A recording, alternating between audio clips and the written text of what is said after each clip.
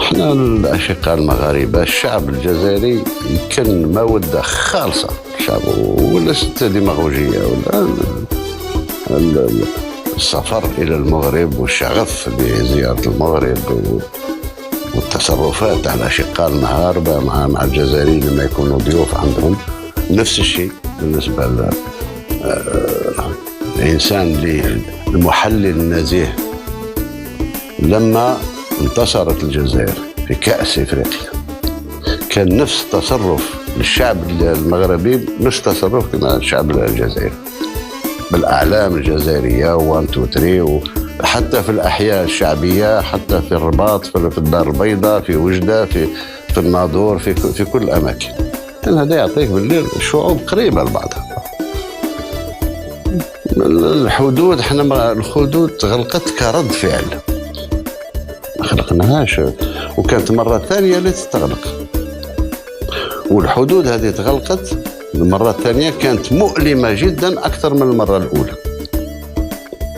كان فيه لقاء ثلاثي بين المرحومين في ثلاثة، الرئيس الشاذلي والملك جلالة الملك رحمه الله طيبة ثرى حسن ثاني والملك فهد رحمه الله وطريقته، تلاقاو قبل ما نفتح هذه الحدود مرة ثانية.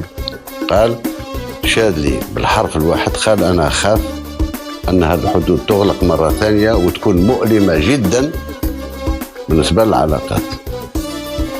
توعدوا على أساس أن ملف الصحراء الغربية يبقى بين أيدي الأمم المتحدة والاتحاد الإفريقي، منظمة الوحدة الإفريقية آنذاك، والأخوة ترجع والتبادل التجاري يرجع. نهاية احنا الظرف كان سيء سيء سيء جدا أن تتهم الجزائر بالإرهاب في وقت اللي دولة أوروبية جعلت كل الجزائريين إرهابيين وغلقت علينا الأجواء، ولا طائرة أوروبية تجي للجزائر. الجزائريين لما يوصلوا لأوروبا ينظر لهم بالمجهر كأنهم فيهم سمة من سمات الإرهابيين إلى آخره. تجي دولة شقيقة تتهمك بالإرهاب وتغلق وتدير لك تأشيرة. هذه من الأسباب اللي تكلموا عليها مطولا يوم من الأيام، ولكن احنا ما عندناش ضغينة، احنا عندنا دائما رد فعل صح يكون في بعض الأحيان غير متوازن مع الفعل بحد ذاته، لكن أنا أعتقد أن امتداد تونس هي الجزائر، امتداد الجزائر هي المغرب، امتداد الجزائر والمغرب هي موريتانيا، امتداد تونس والجزائر ومصر هي ليبيا. احنا نأمن بهذه المواقف. صعب يعني باش نتكلموا لغة واحدة لما تكون خلفيات أخرى. احنا ما عندنا خلفية، احنا واضحين. الجزائر تقرأ بكل سهولة كما تقري في كتاب تاع إن شاء الله. احنا الأمور تتسوى مع المغرب، ما كان لهم حتى عداوة. المشاكل العالقة لا تسوى بالمناورات والمؤامرات ومحاولة عزل الآخر والتواطؤ مع خصم الآخر. لامي دو مون امي سي مون امي، لينمي دو مون انمي سي مون امي. هذه ما تمشيش. الشعبين عندهم روابط أقوى بكثير من هذا الحكي. نتمنى إن شاء الله كل الأمور تعاود ترجع لنصابها. الأمل يبقى قائم، ولكن الأمل لازم يتأكد بمؤشرات. احنا الأشقاء المغاربة الشعب الجزائري كان مودة خالصة الشعب، ولست ديماغوجية ولا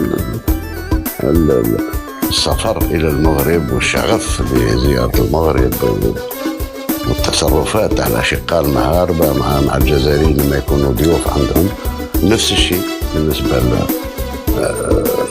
للإنسان المحلل النزيه لما انتصرت الجزائر في كأس إفريقيا، كان نفس التصرف للشعب المغربي نفس التصرف كما الشعب الجزائري بالأعلام الجزائرية 1 2 3، حتى في الأحياء الشعبية، حتى في الرباط، في الدار البيضاء، في وجدة، في الناظور، في كل الأماكن.